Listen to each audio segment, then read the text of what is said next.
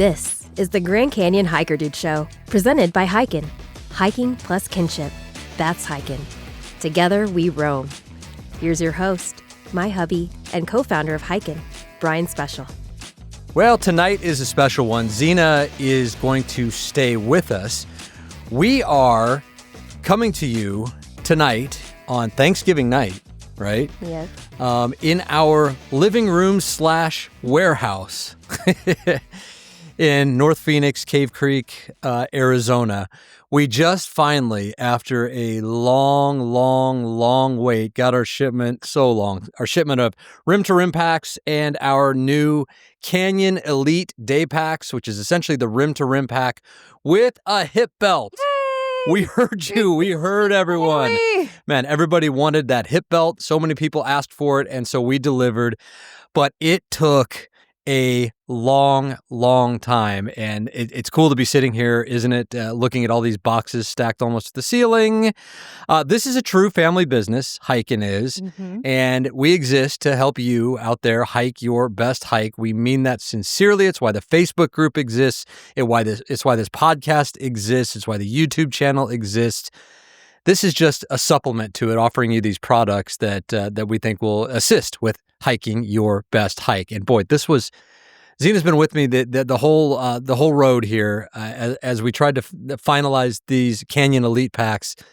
This was a long time coming. Oh, absolutely. It took forever, but it was so important for us to get it just right. And trust me, there was so much back and forth just trying to get the perfect fit. Yeah. Perfect fit. It's tough. And multiple sizes. The Rim2Rim pack is one size, and the Canyon Elite packs are multiple sizes depending on your torso length. So you've got to take that into consideration, but that helps you really dial in the fit. The other business that I've been involved with over the last 7 years is one with my brother, and I've talked about it here before. We're a Shark Tank company called The Comfy, and we make wearable blankets. And I kind of relate everything back to that, right? In February of 2017, we came up with the idea for The Comfy. And no kidding, 7 months later, we were standing in front of the sharks on Shark Tank with a finished product. It only took us 7 months to get in front of the sharks, and we were shipping to customers a month or two later. So it took us only about 9 months. And I say that because everyone told us we were crazy, that we couldn't get it done that fast. But we were so naive that we're like, we're going to figure out how to do it. There's no way. It can't be that difficult. And we made it happen. Yet with this freaking backpack, we got the Rim2Rim pack done fast enough. But this Canyon Elite with the hip belt has been, it's been close to 2 years in the making. We've been going back and forth for at least the last year. So many different samples, so many different versions. But it was all to finally, we think, get it right. So the Comfy was truly an outlier, wasn't it? Yes, that was a unicorn. Yeah. Very challenging, but we did it, and we're here, and it is available at hikin.club, our Rim2Rim packs and our Canyon Elites. We hope that you will check it out. And it's so funny, the wearable blanket thing that I was talking about, that's really the reason that hiKin exists today, because we went through some times with, as many small businesses and new businesses do, some rougher times a few years ago, and I kind of stepped away from the Comfy for a while. I'm back now. Everything's awesome. When we stepped away, we were kind of looking for something else to do. And you remember that night when I came to you, and I'd been hiking the canyon a lot. This is like 3 or 4 years ago, and I said, I think I can come up with a better day pack. Because I like using running vests because they had the front pockets and everything, and I like keeping everything close. And I wonder if we can come up with something that's a day pack that has a little bit more capacity. And, there's that just love of the Grand Canyon that's embedded in that. It's been ingrained in me for pretty much my entire life. My mom, my dad, huge Grand Canyon lovers, growing up in Arizona, exposed it to us as kids, went Rim2Rim in 1986 for the first time. But do you remember that moment when I came up to you and we kind of talked about that? Because we were talking about some other business ideas at the time. And then I just kind of brought this up kind of out of the blue. Do you remember that? I'll never forget it.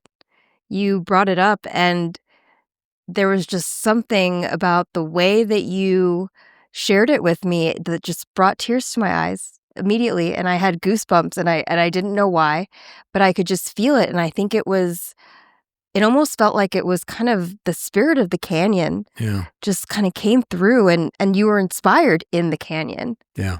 for this product. And so I just felt like there was such a connection there. It was an emotional moment Mhm. for us. I mean, that may sound cheesy, but it was one of those moments where, it was getting teary because like, why Yeah. wouldn't we do this? Because it wasn't necessarily just about, oh, we can build a business and we can make these packs.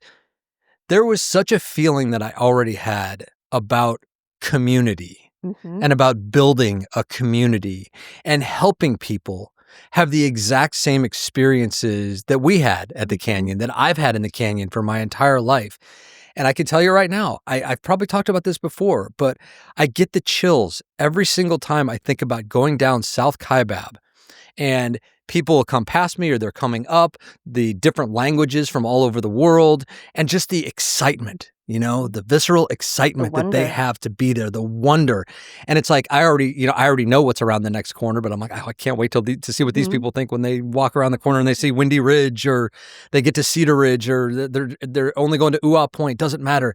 The experience of the canyon gets into your soul. And the community part of it was the most important thing to me. And it still is to this day. It's the Facebook group, it's the podcast, it's sharing stories, it's sharing tips and tricks and experiences, all aimed, every bit of it, I mean this so sincerely, to help people have their best possible Grand Canyon experience, because I know that we're lucky to live in Arizona, right? And to be 3.5 hours away from the South Rim, can just shoot up there almost at any time.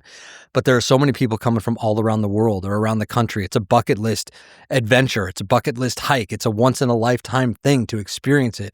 And all I want to do, because it can be so challenging logistics wise, especially with Rim2Rim, even though we can't do that for a while because of the Dragon Bravo fire, but the logistical challenges were so, severe that I really wanted places to be able to just share my experiences and then the experiences of the people in our community. We have so many amazing people in our community that have really the same mission. They might not even know it, but they have the same mission to just share the love for the canyon and hope that it rubs off and makes other people have the incredible experiences that we've all had. Well, and I think the community was very important, but I don't think you ever expected it to be this amazing community that it's turned out to be. It's been such an honor to witness how it's grown and how it's unfolding. I don't think we expected that when we first set out. I mean, I know that was your intention, but like, it's been so beautiful to watch. You never know how things are gonna go, and I feel like everything's worked out pretty well. But I feel like we're just getting started. Mhm. And this hiking mission,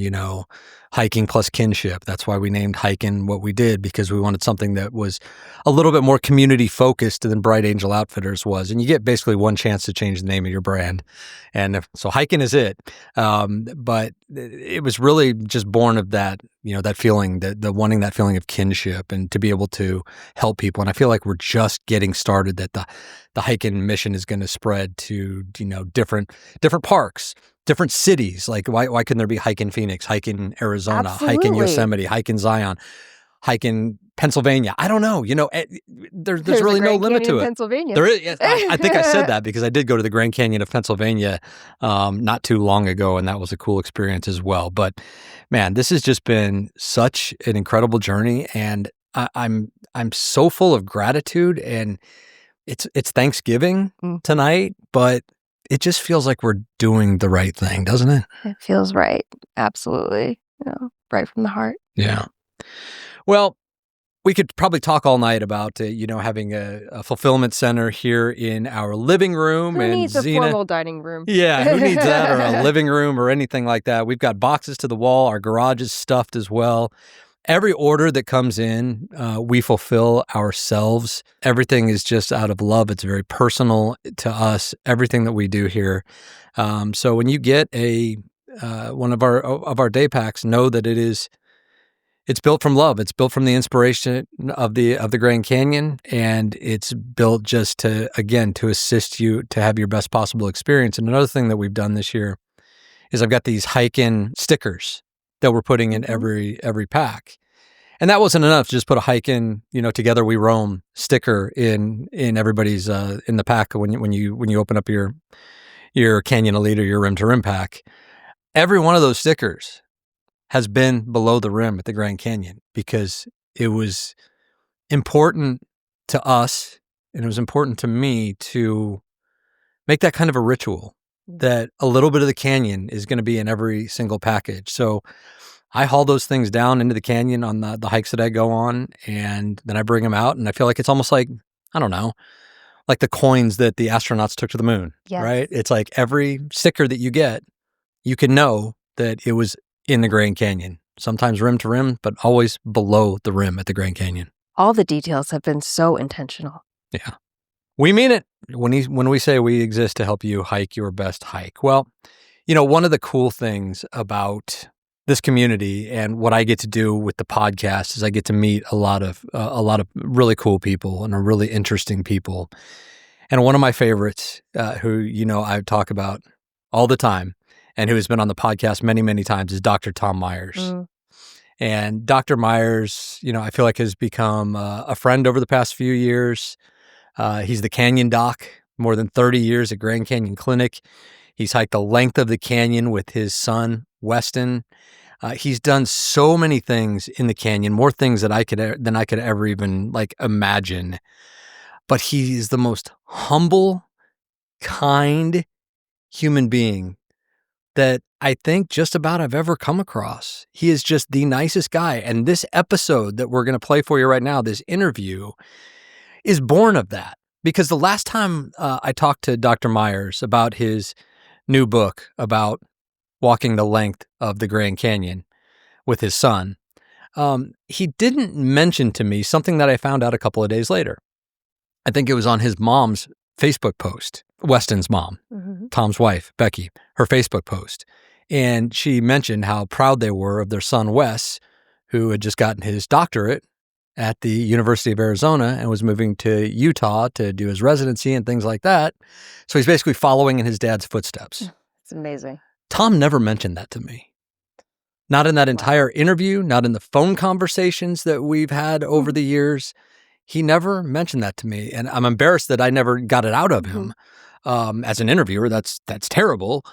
But man, it says everything about the guy, about his humility. And I asked him about that because it kind of ticked me off. I was like, Tom, don't you think that would have been a pretty good little tidbit that I could have ended that interview with? That, oh, your son, by the way, has just walked the length of the Grand Canyon with you, and now he is following in your footsteps and is going to become a physician.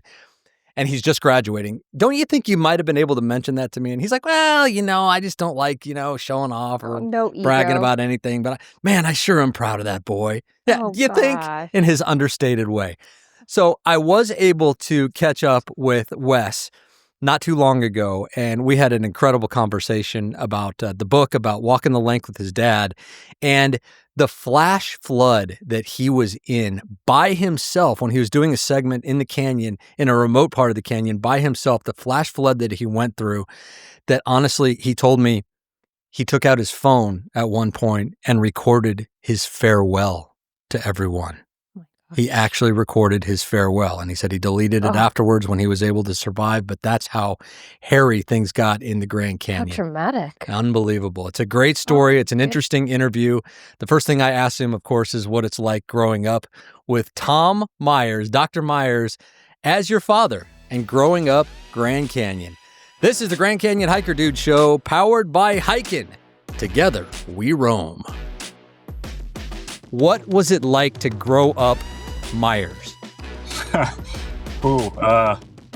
Yeah, big question. I guess I feel lucky. The older I get, the more privileged I feel to have grown up in such a unique household. Really, the time in the Southwest, close proximity to the Grand Canyon is just something that's really shaped me, who I am today, obviously, and just tremendously grateful to have been raised in a family that enjoyed exploring outdoors and doing it with a solid community. And my dad's passion for the canyon obviously just kind of passed on to me, and something that just kind of runs in our blood at this point. I think all of us Myers have kind of just really infatuated with the place, and for good reason, as you know. Just unbelievably beautiful landscape and can impact you, especially as a young person. So older I get, yeah, the more grateful and appreciative I am of the unique childhood I had and how wonderful it was. And amazing too that the canyon runs through the blood of your family, of course, but so does medicine, so to speak, right? Yeah, you just graduated from medical school. Your sister's an anesthesiologist, you told me, and of course your dad. How much of an influence did he have on your decision to go into the medical field? Huge, yeah, huge. I think the impact of him and my sister, they were instrumental in me wanting to pursue medicine. Medicine to me has always been this perfect blend of science, critical thinking, obviously autonomy, and then just doing something impactful and beneficial to the world. And I think that I looked at both of their careers and, basically was like, how do I do that? My Yeah. dad has had some really rough days at work growing up for sure. I remember those, but a lot of the times I think he came home smiling and had such a huge impact throughout the community. And that was, as a young person, it's really huge to see as somebody, especially your dad, have such a reverence amongst his friends and the rest of the small community in Grand Canyon and Flagstaff. So.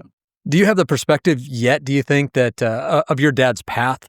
Essentially when he was in your shoes at your age, graduating from medical school, he could have, the world was his canvas, could have gone anywhere he wanted. And he ended up, first in Williams and then at the Grand Canyon of all places and made a career out of being, the canyon doc.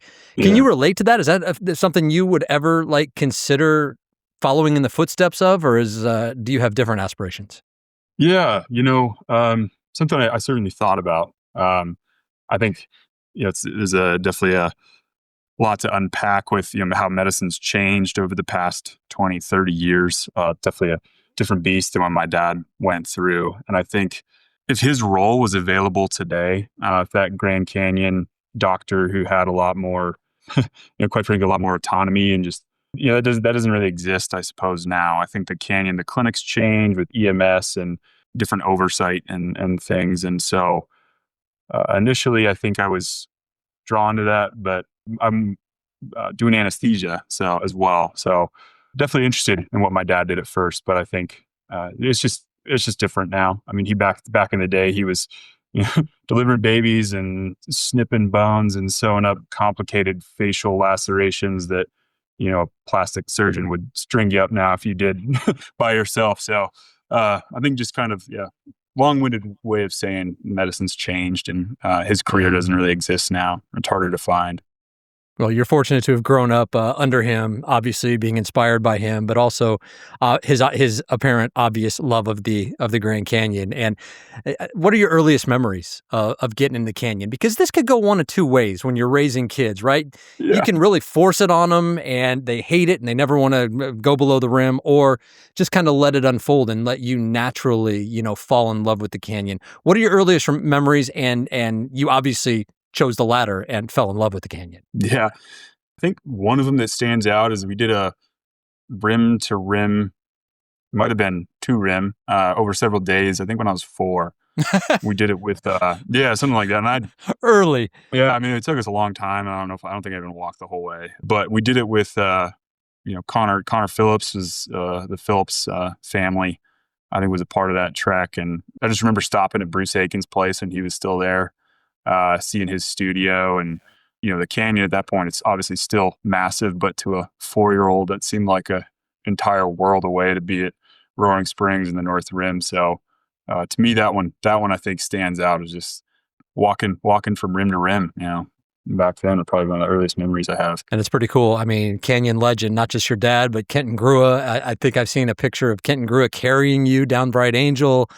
I mean, that's pretty cool. And now you're the youngest person, I think, still to ever have walked the entire length of the Grand Canyon, which is, of course, documented in his dad's incredible book, The Grandest Trek. Just spectacular. Just the story of father and son crossing the canyon over a long period of time, but that 277 river miles stretches into 700 plus miles on foot, adventure after adventure. And the book also really brings to light all the legends of Grand Canyon hiking who otherwise might have never gotten the attention. I think it's so cool that your dad, decided to put the spotlight on the Kenton Gruas and some other guys in that book. It just makes it so much more relatable to hiking today.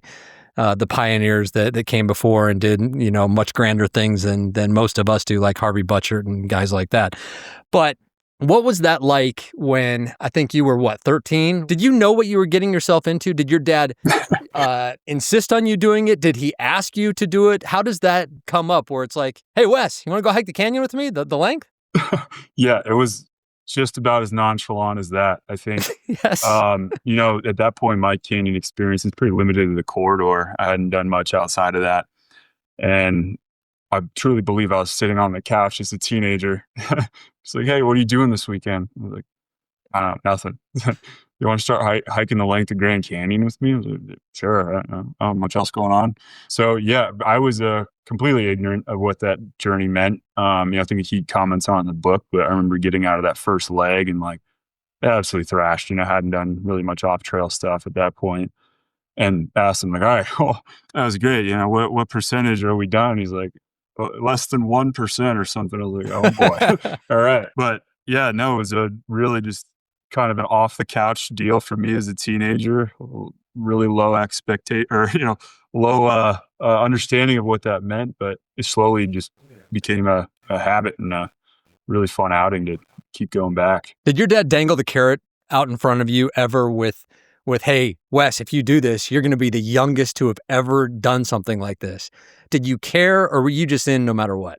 I think we had talked about it. It's pretty cool, sure. Wes. Oh, yeah. Well, thank you. I think we had certainly talked about it. I think a lot of my motivation slash ambition just came from wanting to get in there and explore with friends is really what it came down to.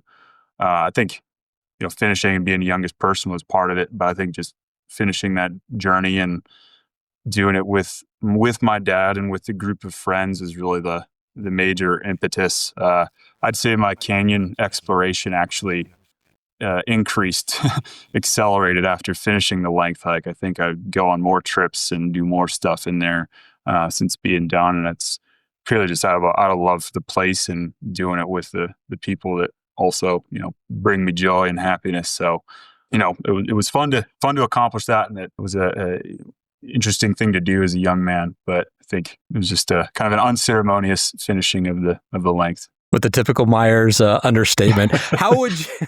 Wes, how would you describe it to someone, what it's like to hike the length of the canyon, and kind of explain how it happened? Because we're not talking about, a straight through hike. You guys did this in segments over years. How old were you when you started? How long did it take? And what was a typical segment like for you guys? Sure. Yeah. Do you believe again, started 13 or 14 sometime in middle school, finished January 2016, I believe. So I think should have been 20 years old. Yeah. When I finally finished, our segments are like, I was in middle school, and then we kind of, I had he delves into it in the book, but kind of a hiatus from hiking, in high school. I just kind of got involved in other stuff and then really ramped it up in college. So it took quite a while. Our segments were anywhere from, a day to all the way to, I think, 6 or 7 days is the longest we did. And segments are super variable. Grand Canyon, you're obviously going to get crumbly rocks and steep entries and exits. But some of the segments, were all along the river, hopping on nice, relatively level to peat shelves and, with good water access. And as my dad and Kevin Fedorko described, some other sections, you feel like the river's not even in the same area code as you, and you're way up a high and got to scrounge for potholes and do a ton of contouring. So yeah, it's really variable segments and variable time and all the above. What's that like, hiking that long off trail in the Grand Canyon? How much planning has to go into that? How sketchy can that get? Because my gosh, we're talking about exposure, we're talking about heat, we're talking about being able to find water, knowing where it might be, hoping it's there.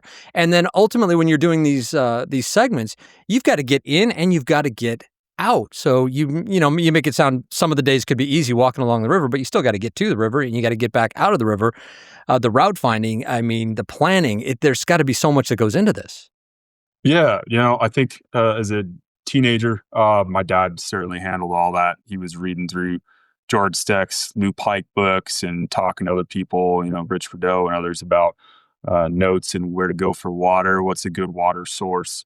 And I think I slowly kind of accumulated what his knowledge and his systematic approach to some of these segments as a teenager. And then, later on, I think I kind of helped with a bit of the itinerary more and thinking through water sources and potential camps. And quite honestly, a lot of it, I think, is just talking to others who've done it. There's some sections we did, I think that we were kind of some of the first people through there. But if you have water source is the main thing you're always worried about is, where's the next one? How far away or how far are you from the one you just left is always the old adage. But, I think just planning for water was really the biggest variable. And some of the route finding and seeing where the map could take you was just a lot of talking to, Tom Martin, I think provided some pretty good beta for us on areas. And yeah, just looking at the map, and a lot of it was just, some of it was figuring out as he went, just kind of walking through and see what there's a break in the cliff and what had passable terrain and everything. So you were out there for over the course of 7 years out there for all those hundreds of miles that you did. Is there one memory above all with your dad that sticks out? When we were by the dome, was our my last segment actually. We walked by like Kanab Point to Tuck Up, and it was that winter segment. And my dad went out we were with a group of my buddies were hiking with us, and my dad had heard about this pie tin with some sort of engraving that he mentions in the book. Can you explain for those who don't know or haven't read the book what the pie tin is and what the significance behind that was? Oh yeah, I don't remember the exact significance, but it was some pie tin that I believe it's in the book. It had some signatures on it. I think someone had hit it out by the dome. It was a kind of a commemorative plaque for, I don't know if it was for Benson or for George. I'm kind of butchering it, but it was just really important kind of for my dad. And I think George Steck kind of served as that father figure for my dad as much as anyone could, given that he kind of didn't grow up without a dad. So, but it was signed and someone left it out by the dome, and he really wanted to go find it. And all of us this is like day 5. We're like, we're not about to go on a side quest to go find a pie tin. And like, if you've seen the Esplanade, it's absolutely massive. I mean, those benches out there are like 4 miles long, and it's sandstone hoodoos. Like, talk about a needle in a haystack kind of situation. I mean, the memory that stands out, is just we were all sitting there waiting for him, and he went off and ran off and looked for this pie tin, and kind of saw him shuffling back and hurrying back to us. And I think at that point, my dad had started to kind of tear up, and he talks about in the book, but he really started to kind of get super emotional. And it seemed like out of nowhere for us. We were, sitting there eating snacks and thought he was just, went to look for this pie tin. And I think for me, it really kind of dawned on me how, consequential George was in my dad's life. And my dad didn't, obviously, he delved into that in the book. He didn't grow up with a father. And I think for me, it kind of, again, dawned on me at that time. I was like, oh, my gosh, this is the culmination of all this kind of this fatherless upbringing that my dad had come into a head, and it happened to be out there with us. And for me, it was really emotional too, because I realized like, wow, I was so fortunate, that my dad worked so hard to make his childhood not my reality, that I kind of neglected the fact of how much that would impact him, because he is such a smiley and happy guy. And so for me, that was probably the most powerful memory, is realizing that, hey, my dad's Superman. He's, this canyon hero and amazing individual, but he is also vulnerable and emotional guy. And the hauntings of his past obviously have a big impact on him even today. So, breaking canyon news, hike reports, and answers to all your questions. Find it all in our hiKin Grand Canyon Facebook group. Inside, you'll have access to Brian, Coach Arnie, and just about everyone you've ever heard on this show, all there in a safe, judgment-free space, geared to root each other on and help you have your best possible Grand Canyon experience. The hiKin Grand Canyon Facebook group is the official group of the Grand Canyon Hiker Dude Show and is completely free to join. Just search for hiKin, HIKIN, Grand Canyon on Facebook, and join the conversation today. Welcome back to the show. We just heard Wes talk about the hauntings of his dad's childhood, and as it turns out, there were some parallels to what Wes himself was going through as he entered young adulthood. Bouts of depression and being uncertain of his path or even where he fit in. Well, knowing all this as a dad does, and also knowing the flash flood experience Wes went through and will soon describe, Tom asked Wes to write a chapter in The Grandest Trek. And somewhat reluctantly, Wes, who doesn't consider himself a writer, agreed. What poured out of him surprised both father and son, not only for the powerful story Wes weaved as he laid bare his soul, but for the realization of the similarities in their journeys. It was just kind of happenstance. We both wrote about the same kind of undertone, same message. I hadn't read the ending of my dad's book when he approached me about writing a chapter. I hadn't read anything he had really put in there yet. And so it was, I suppose, unsurprisingly ironic that both of us kind of chose to talk about our experiences down there in a similar manner and get really vulnerable with people. And I know my perspective was when he asked me about writing a chapter is obviously, well, I'll write stuff like we're the book writer. I don't write anything. But sure, I'd be happy to contribute if you think it's worth it. And the way I saw it was I could go kind of one of two ways and describe, that time for me in a very factual manner and just here's what happened, here's the details, here's how I got out. Or, I could kind of explore some of that inner dialogue and some of those hard to face truths and unearth some of those demons and be super vulnerable to an audience that I didn't know.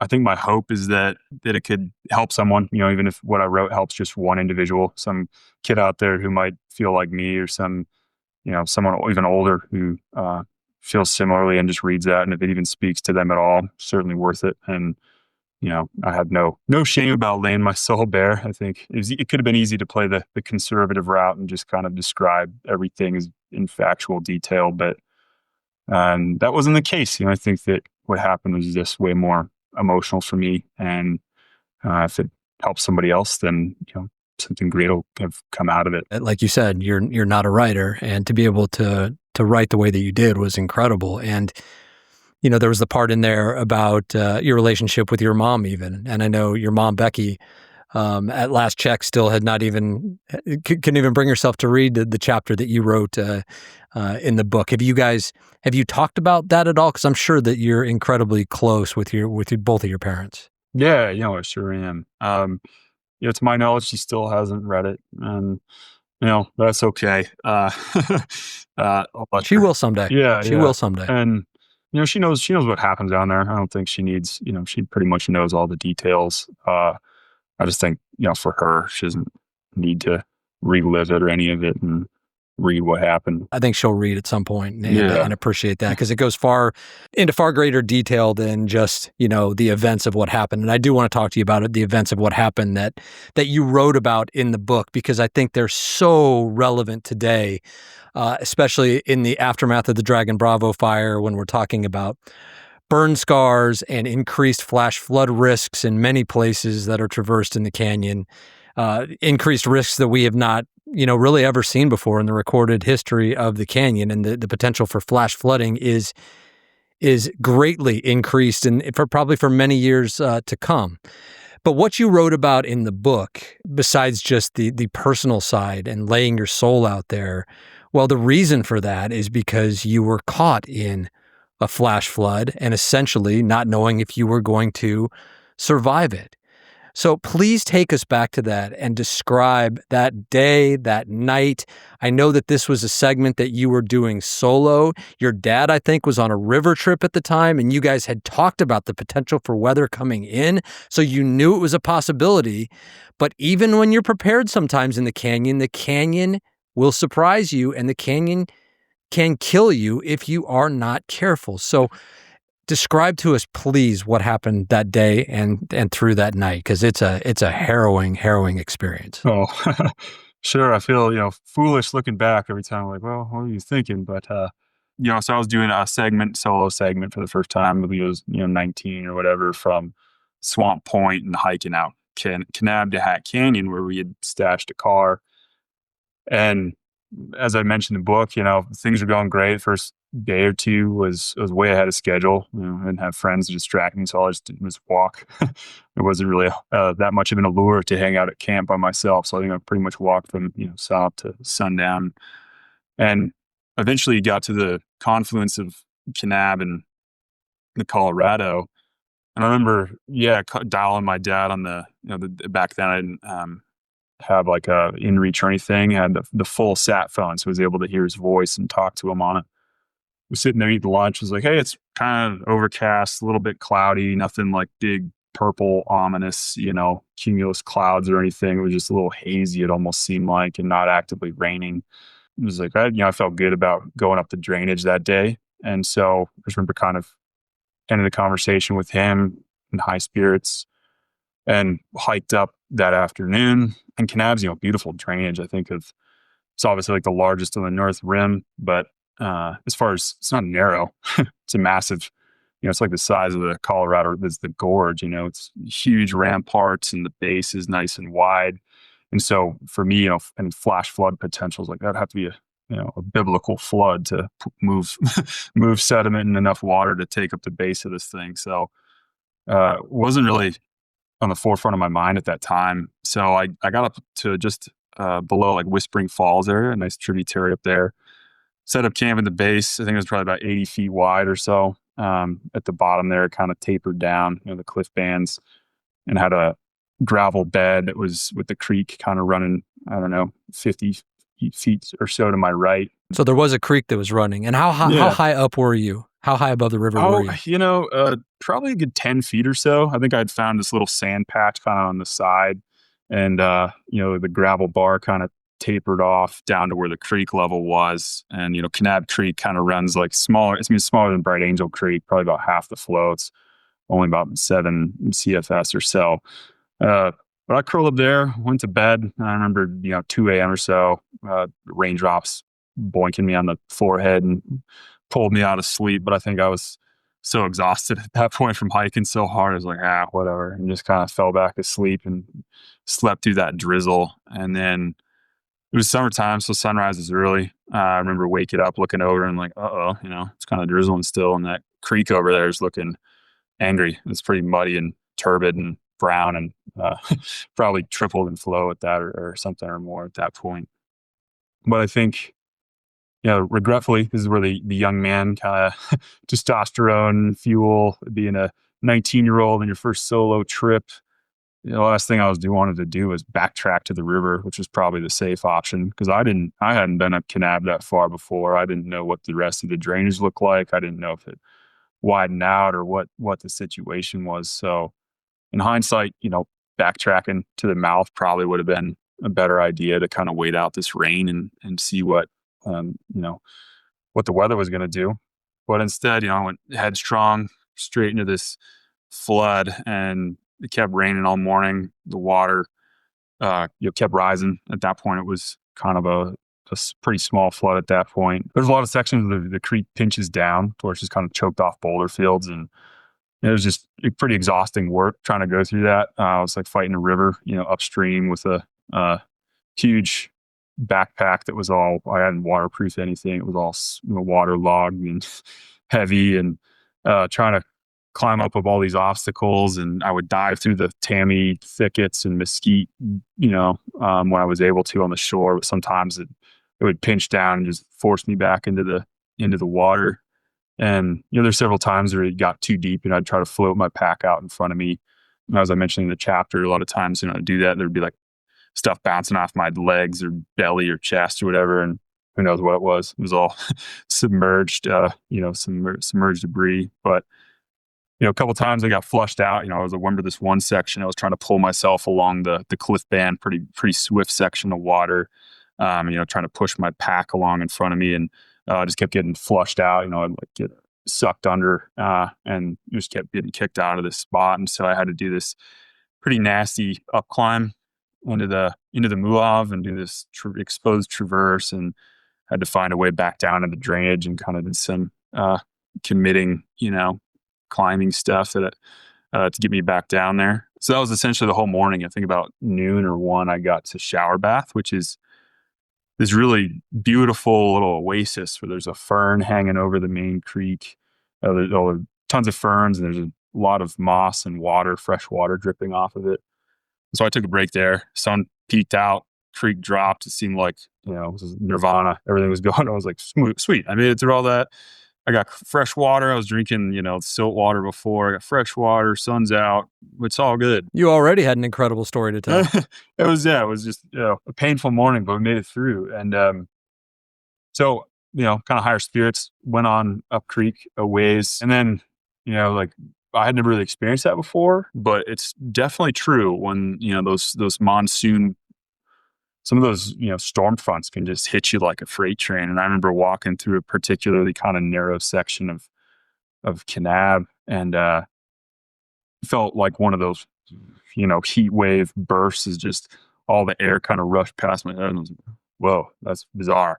And all of a sudden, just this deluge of rain and coming down in buckets. And I think the scariest part was just, it was pretty narrow at that point. It was knocking all kinds of rocks, It's like rain I can handle, but it was these crazy rocks that were falling off the top. It was felt like a sitting duck, because there was really no place to hide except in the middle of the drainage where the raging river was. So kind of a predicament. There's all these, huge cascades coming off the top of the rim. Like you see some of those photos people have on when out of Colorado and a monsoon hits, there's just all those staggering tear-like waterfalls. So that was happening there. And so I started like, oh, this is getting pretty bad. So I started sprinting, trying to find cover from, the rocks and a place to hide. And there was kind of a bend in the river. I remember seeing this little alcove kind of covered with, like probably only a couple feet, maybe 3 or 4 feet of an overhang, and then just kind of some boulders in the back. And I dove under there just to kind of wait for the rain to subside. And it wasn't my plan to stay there or anything. But I remember looking at the creek, kind of looking at the walls and seeing everything, all the rain dumping down. I looked back at the creek, and all of a sudden the creek was like 2 feet from where I was. I think it just rose exponentially within a matter of seconds. And that, just became my place I was going to hang out. I didn't know, but I was going to spend, whatever it was, 16, 18 hours there. Like I said, and I kind of describe in the book, it's pretty powerful watching, like I said, there's, big old tree came ripping, full size, like fir, came, just freight train down the main current there and hit the wall and just like exploded and went around the edge and vanished. And, the rain just kept coming down, and there was really no place to go. I was pretty backed up into this little corner. And as I said, the water was kind of right on the edge of my little hidey spot. And so it just became a waiting game. I just kind of sat there in that boulder field. As I described, I think it was just kind of mentally a little bit torturing. I kept hearing, I kept thought in my head. I tried the sat phone a bunch of times. Obviously it wouldn't connect. And I kept thinking I was hearing rotor, helicopter, the whoop, whoop, whoop, whoop, whoop, in my brain. And I would like look out and be like, oh, it's nothing. It's just a storm. And eventually I think it was hard too, because it got dark, Well, how fearful were you at this point? You said it got up to 2 feet away from you in a matter of seconds. Was there a risk? Did you feel like there was a risk that you were just going to get completely overtaken and washed away with that tree? Yeah, no. Just like that? For sure. Yeah, absolutely. Very kind of sobering thought. I was like, all right, how realistically, how deep of water could I stand in over here before it would flush me away?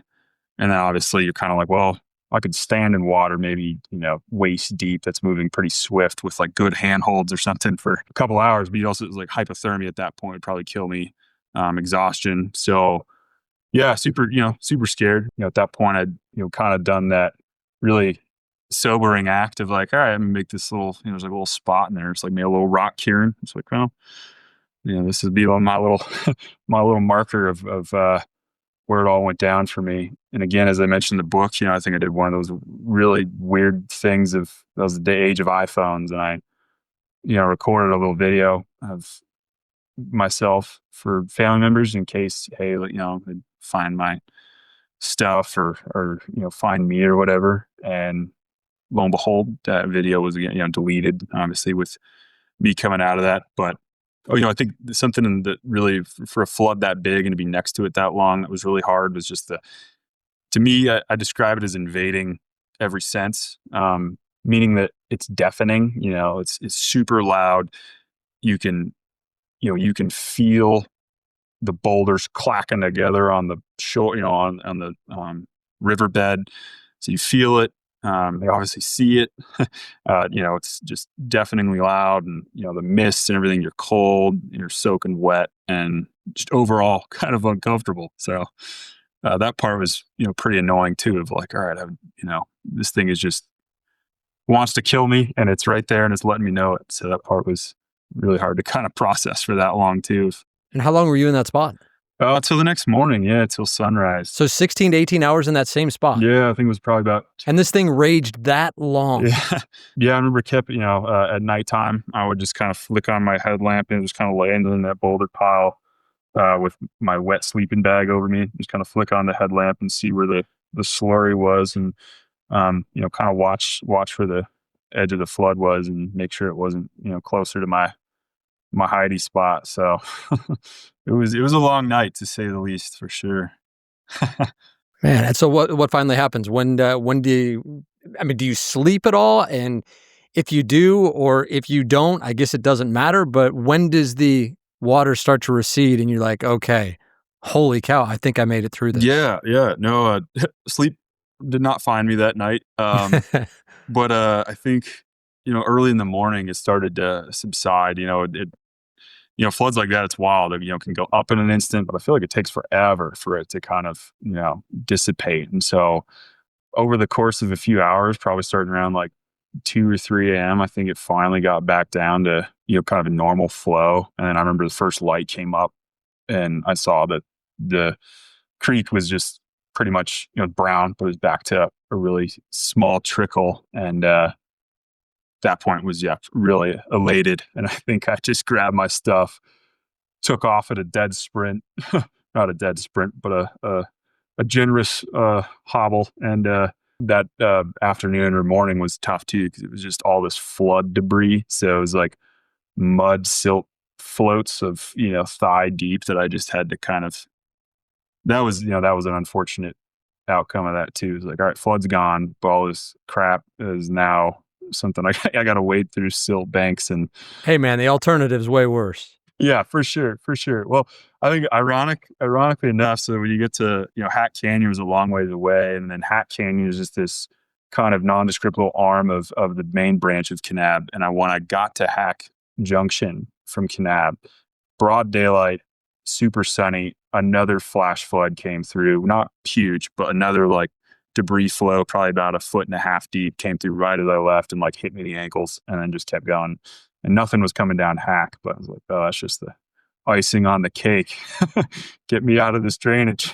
Yeah, get you out of this canyon, man. Yeah.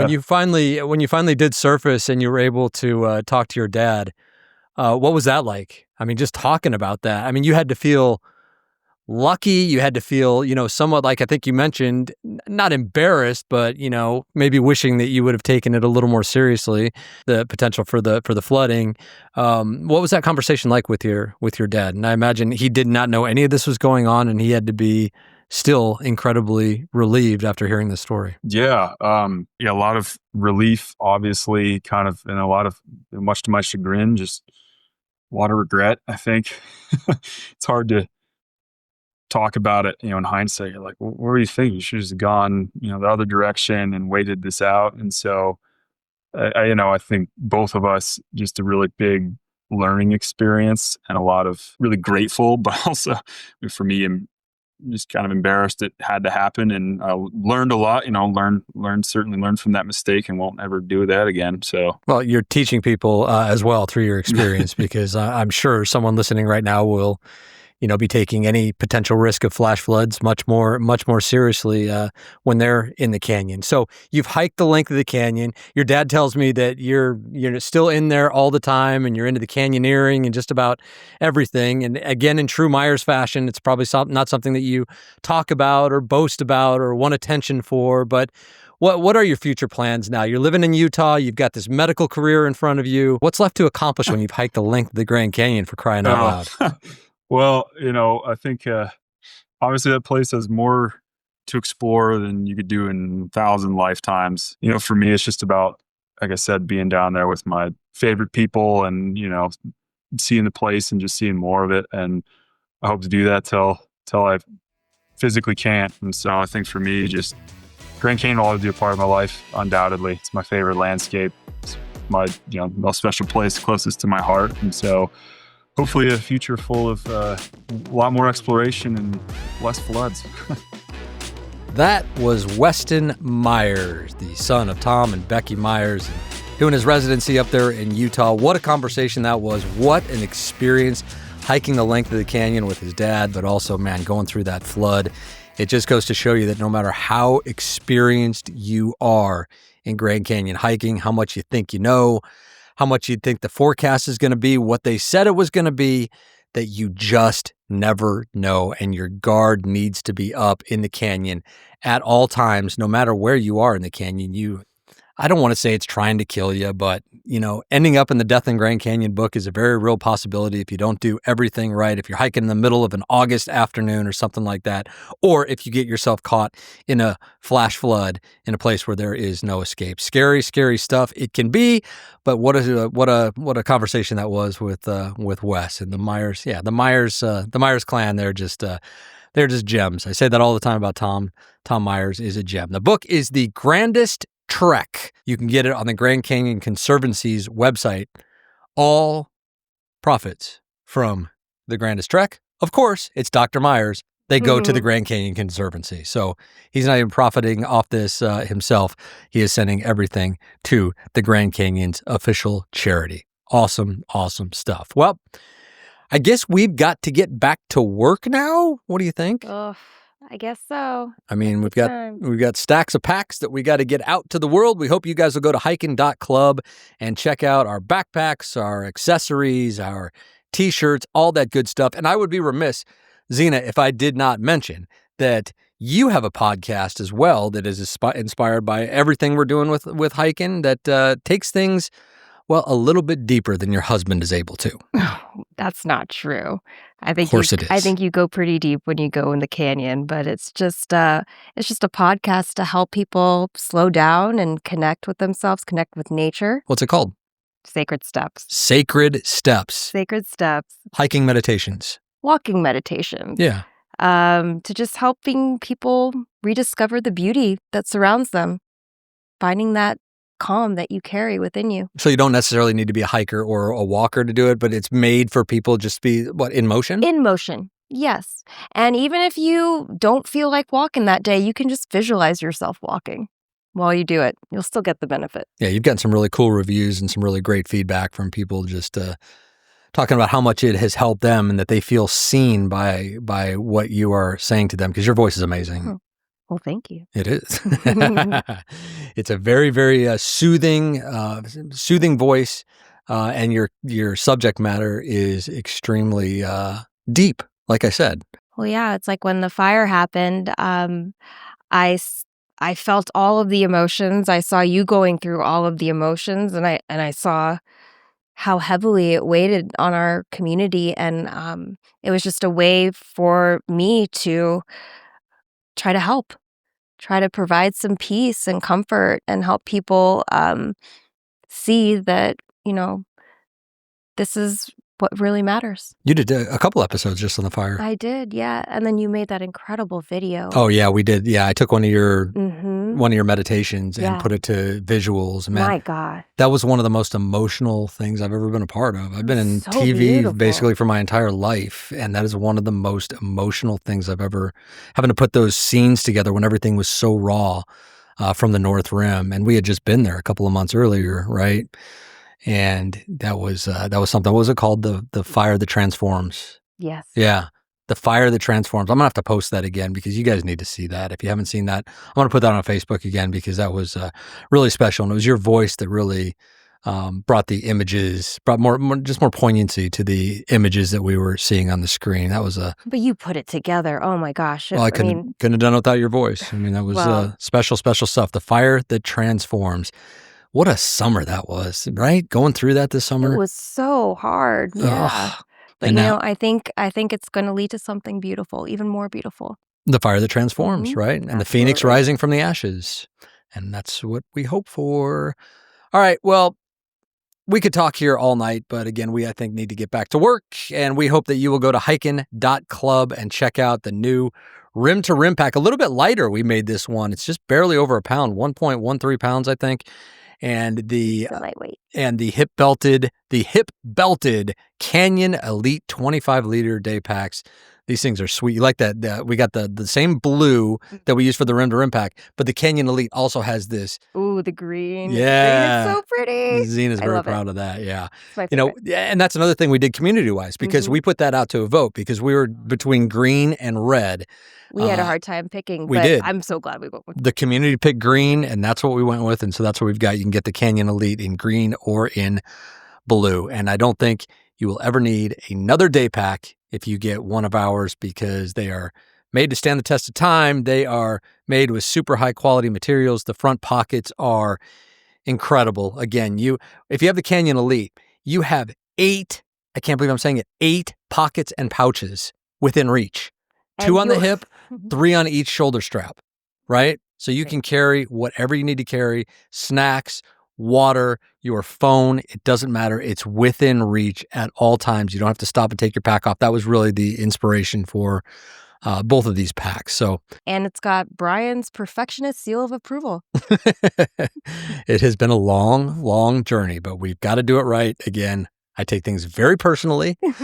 As you know, so we want people to be happy and minimize the unhappy people as much as possible. So please check that out. Thank you to Zeena and thank you to Weston Myers for his time today. This has been a fun one. I think this has been a great episode for Thanksgiving. And And thanks to all of you. yes, thank you to all of you. We would not be doing what we do without you. We are so aware of that and we're so appreciative of everyone. But for now, that's it. My name is Brian Special for Zeena Special, reminding you, as always, to go hike the canyon. Take that first step. Embrace the journey. And when you get there, whether it's for time goals or taking your time, just hike your own hike and savor every step in the magnificent Grand Canyon. We'll see you next time on the Grand Canyon Hiker Dude Show, powered by hiKin. Together, we roam.